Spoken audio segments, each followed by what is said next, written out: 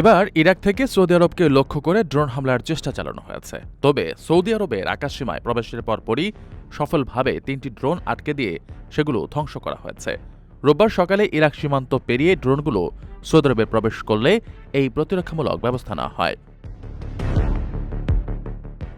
Saudi আরবের প্রতিরক্ষা মন্ত্রণালয়ের মুখপাত্র মেজর জেনারেল তুর্কি আল মালিকি এই ঘটনার সত্যতা নিশ্চিত করেছেন।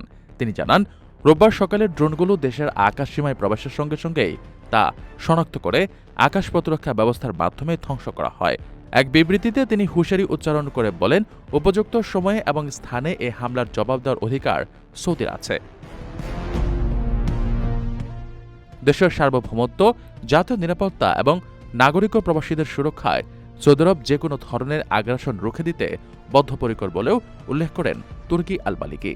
তিনি জানান, এ ধরনের অপতৎপরতা মোকাবেলায় এবং দেশের সীমানা সুরক্ষিত রাখতে প্রয়োজনীয় সব ধরনের ব্যবস্থা গ্রহণ করা হবে।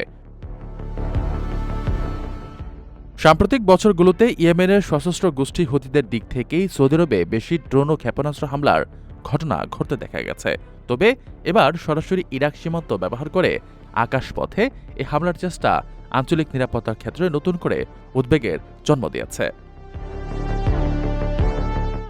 আপনার স্বপ্নগুলো আকাশ ছুবে প্রবাসীর হেলিকপ্টারের মাধ্যমে। বিয়ে, জন্মদিন অথবা যে কোনো বিশেষ প্রয়োজনে হেলিকপ্টার ভাড়া করতে যোগাযোগ করুন স্ক্রিনে দেয়া নাম্বারে। প্রবাসীর হেলিকপ্টার, নিরাপদ ও সাশ্রয়ী বাহনের বিশ্বস্ত নাম।